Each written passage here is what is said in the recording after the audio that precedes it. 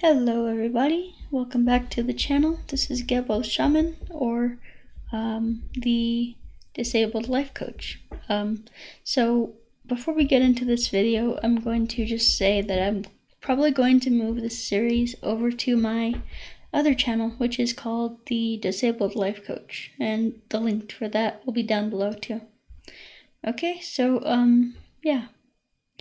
let's see here. So yeah, I'm gonna be putting that on that channel too. So go over there and subscribe too. So before we get into this, I would like to just let you guys know about some things that are going on with the channel. I have a lot of good sales going on right now.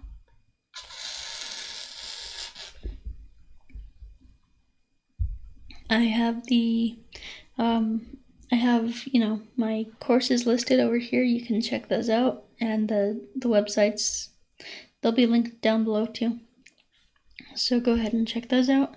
I have my astrology readings for 30% off. I have my all my courses and stuff for 60% off. Massive, absolutely massive year-end sale. If you use the code here, holiday, then you will get 60% off. Cool. So that really significantly drops those prices on the courses.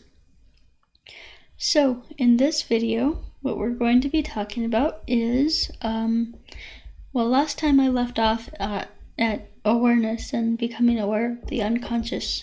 Now we're going to attempt to change the unconscious to something that serves us. So changing the unconscious into something that serves us. Now, as I said in the previous one, if our unconscious is not serving us, then it's actually working against us. That's why we do things like self-sabotage and do things like self-destructive things. So that's why we do those, because our unconscious mind is working against us. We have all these limiting beliefs, and we have these limiting habits and patterns that just keep us in a loop. And so we need to actually take action to break out of that. So how do we take action to break out of that? How do we reprogram our unconscious mind? Before we talked about the subconscious and the unconscious, the difference between those. So we're talking about the unconscious because that's what really gives people the most problems. So the unconscious mind, how do we reprogram that? Well, so the thing to know about the unconscious mind is that it responds to power. It only responds to power, and it only responds to discipline. Okay? So, power and discipline. Now,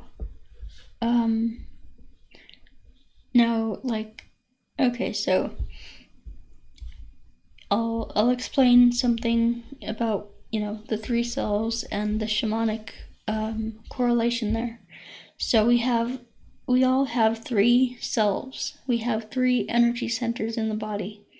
The navel, the energy center in the navel, corresponds to the unconscious mind. So in the Taoist teachings, they say that we have three dantians, or three cauldrons, three energy centers. Basically, that's what that means. We have the higher self, which is the upper dantian. We have the higher self. This is the it's like a point between the third eye and the crown chakra. And so this is a point. This is the center where we have our higher self. This is the higher self. And so this is where the higher self communicates with the lower self. So basically, this energy center is connecting up to, higher dimensions, higher planes, higher, it's connecting with the soul, basically. And it's basically connecting with a higher aspect of the soul, the higher self, because when we think of the self, that's our soul. When we think of the higher self, it's a higher vibration or a higher aspect of the soul, frequency of the soul. So anyway, so then we have our soul, which is the metal dantian, and then down below on my navel, you can't see that, but down below on my navel, we have in the navel center, we have the lower self, or the unconscious mind. And the Norse tradition, they would refer to this as the dwarves, or the dwarves. So these are the beings that are below ground, that nobody pays attention to, that actually creates our reality. Remember, the dwarves forged the weapons for the elves, and or I forget how that goes, but something like the dwarves basically forged Odin's staff or something like that. So anyway, so the dwarves actually create your reality. It's the unconscious programming that creates our reality. So when we unconsciously project onto somebody else, our feelings about them, and then they counter project that back to us, remember, that's just our projection. That's an interaction between our projection. So give me a second here, guys. Okay, so I think I'm back. Yep. So basically what I was saying is, if I can remember, is that so we project things from our unconscious, and they get counter projected. So like I talked about an example of that in the last video, so go check that out. But in this one, so basically I said that your unconscious dictates your reality, and there's a quote from Carl Jung saying that if you don't make the unconscious conscious, then it'll rule your life. And so I gave you some examples of how to develop some awareness in the last video. Doing spiritual practices, doing Qigong, doing yoga, doing all that stuff. And you can find all those right here. Okay? So you can find those courses on that. And then, let's see here. So now I'll talk about how that actually works, how those energy practices actually work to help you become more aware. Okay, so basically, what let's talk about yoga for a second. So yoga, or there's basically a form of yoga that's called Kundalini Yoga, and so yoga is the word yoga is actually means union. So we're uniting the soul with our psychology, our lower self. So basically what this union does, this yoga union, it unites the three ones. And so by doing spiritual practices, we're actually uniting the three energy centers in our body. Give me a second. Okay, so by doing yoga, we are basically uniting the three energy centers in the body, because they're three separate things. There's three separate entities. There are three separate aspects of ourself. We have the soul, the higher self, and the lower self. And so they all kind of want to do different things. The lower self may want to go into some self-sabotage. The soul might want to go live in Hawaii on a beach. The higher self may want to be dedicated to spirituality and spiritual practices. So we have to kind of align and reconcile these three selves.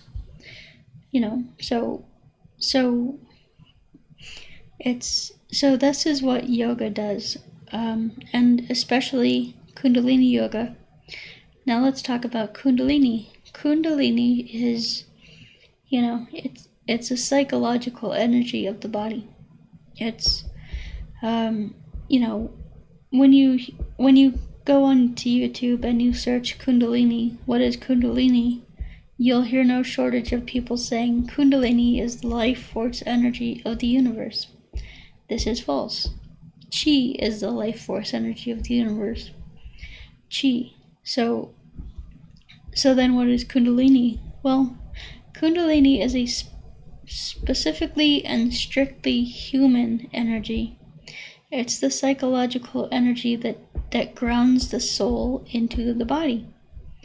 So we already have Kundalini in us. We already have it in us. It's just dormant, for the most part. And so by doing exercises that stimulate the Kundalini, like Kundalini Yoga, we will then allow that Kundalini to, circulate in the spinal column. Remember this, it's all tied together. So the thing that's, binding the three selves together is the spinal column, because the spinal column goes from the lower self to the soul to the higher self. That reptilian brainstem, it goes all the way up. So, or not the reptilian brainstem, but basically the cerebral spinal fluid goes all the way to the top of the head and to the bottom to the coccyx. So, basically all you need to know about this is it unites the three ones. It unites the three selves, and it's basically the psychological energy of the body. That's about all I can say for that. In my experience, now I can talk about my experiences, which they can be very, very personal and subjective, and so my experience with Kundalini Yoga has been that it's a slow method of meditation which allows you to become more aware of the things that are in your unconscious that are holding you back. So basically our purpose here is, in this course, is self-transformation, right? We want to rise above, to basically ascend, and grow and overcome our limitations, right? We want to become better people. We want to become the people that we want to be, that we want to become the people that we would admire, kind of thing. So a key aspect of this is transforming your psychological body. So transforming psychologically, maturing psychologically. And so this is what Kundalini does. The Kundalini Yoga does. So basically, you heard people talk about chakras, right? Well, chakras are levels of maturity. They're I try to not talk crap about what I'm hearing in New Age circles, but I mean, it's kind of hard not to with the disinformation that's out there. So basically, you don't really need to worry about the chakras or opening your root chakra, opening your solar plexus chakra. You don't need to worry about that, any of that. Like, if you do Kundalini Yoga, this will naturally happen. And it's kind of pointless to focus on one single chakra if none of the others are open. If you're trying to get up here or to the third eye chakra, and your root chakra is not taken care of, well then it's just not going to rise up that far. So you need to work on the base level, work on the gut. Anyway, what was I gonna say? So I kind of give you an overview of what Kundalini Yoga does. So now we'll talk about mantra, and this is one of my favorite exercises is mantra, or meditations is mantra. Give me a second, because I gotta drink.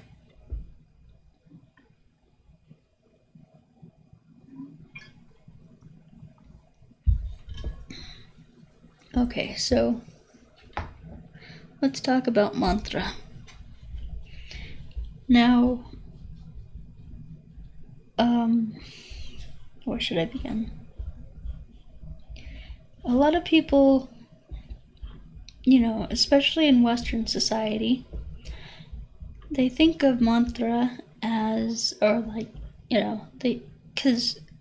so the majority of times that a mantra is being done, it's being done to a specific deity. So for example, Narasimha, it's actually pronounced Narasimha, but in the mantra we use Narasimha.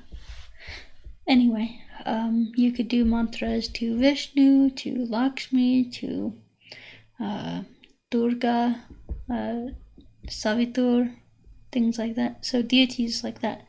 Anyway, we get a little bit weirded out in the West about worshiping these deities, right? So they're not actually, well, I shouldn't say that. How I like to think about deities is they are aspects of myself, basically. So when we do a mantra, we're actually just tapping into a certain aspect or a certain archetype of myself. And,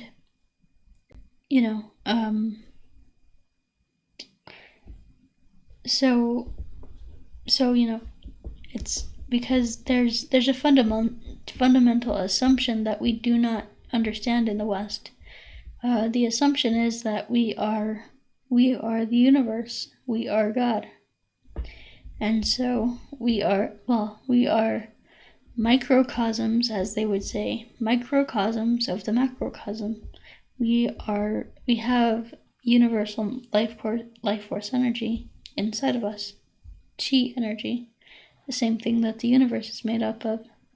So, we are mirrors of the universe, in a sense. So, and so by going within and tapping into those deities inside of you, those archetypes, those aspects of yourself, then you can shift your consciousness. Because one thing that's keeping us stuck in our lack of awareness is a lack of perspective.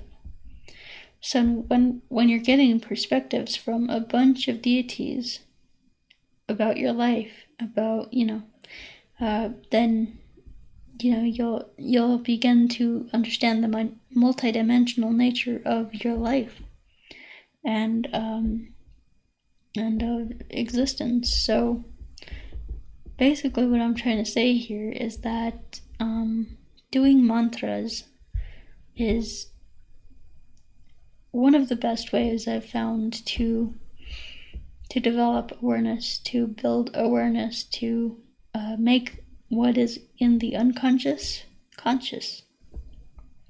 So, what else could I say about that? Let me actually check the time here, because, yeah, so, alright, so, basically mantras, well, especially if you get a mantra from me, which I'll have here at you can see that, vincent.thunderwizard.com. Go there and I will give you a mantra.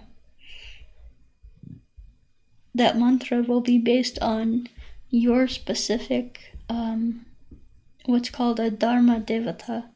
So it's the deity that wants to help you achieve and accomplish your Dharma, your life path, the path of your soul, basically the highest path of your soul. So when you do this mantra, it will go into the unconscious mind, and all mantras do this to a certain extent, but basically it goes into the unconscious mind, and it starts peeling off, because it's like, imagine it being the 90% of the ice, what do you call it?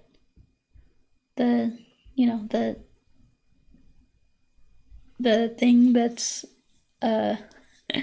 iceberg. Jeez, I could not think of that.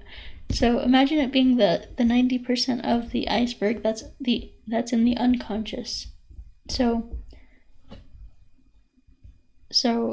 basically it goes in there and it chisels away, it chisels away the ice from that part. And so what happens when it chisels away the ice, which is the ice is representative of your unconscious, all the things that are in your unconscious. And so when you chisel away at that, the ice, the unconscious, rises, it floats, right? And so it comes up to the conscious mind, and we become aware of this. So, for example, when you do the Narasimha Mantra,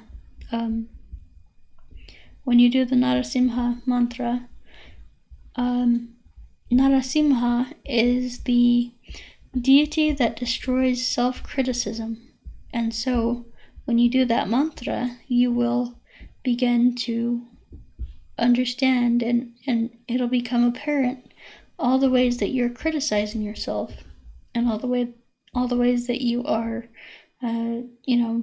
working against yourself, And so Narasimha actually gives us a lot of self-compassion. It gives us a lot of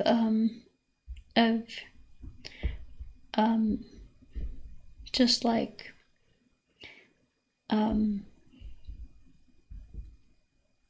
it's like just peace, because we become aware of all the things that we're doing to sabotage and criticize ourselves, and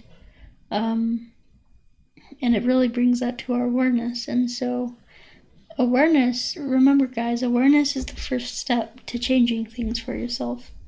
If you can become aware of all your thoughts, emotions, actions, and feelings, or thoughts, emotions, and feelings, and just become aware of those things without acting out on them, then that is enlightenment. That is, being, that's considered enlightenment, basically. And so from there you can say, wow, I really have all these crazy thoughts, all these crazy feelings, and that, that's okay, because and then you learn how to love yourself through that, love yourself through all those crazy thoughts and crazy feelings. And yeah, it just, you learn how to love yourself through that. But then the other thing that happens is you go, oh wow, I'm really feeling a certain way right now. Whereas, and you don't take action on that. But what you were doing before was you were taking action on your impulsive feelings. If you got really pissed at somebody, you would, throw a shit fit and rage and yell and scream. But now when you have an awareness of, I'm starting to feel really angry, then you can handle that in a constructive way, in a good way, and not fly off the handle at somebody, and instead approach it with, listen, you made me really angry, here's, what I want to do and whatever. And so you can kind of work constructively with the other person, and, not be as destructive, be more constructive in your interactions. Okay guys, so that's kind of how mantras work. And next we will talk about how Qigong works.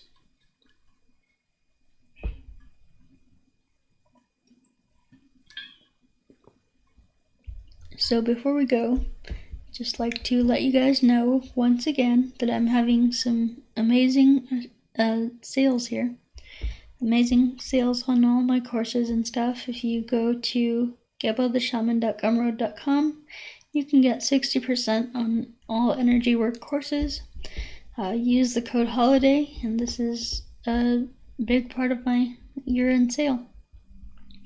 And then if you look above that, you can go to vincent.thunderwizard.com to get a Vedic astrology reading, and those are 30% off. You can go to patreon.com/gebotheshaman if you want to check out my courses and just like pay a one-time fee for the month and have it, you can have it for 30 days. So yeah. What else? Is that it? I think so. So, alright guys, we will talk to you next time. Once again, stay safe and, start developing an awareness of all your unconscious stuff. Really helps. Alright guys, take care. Peace.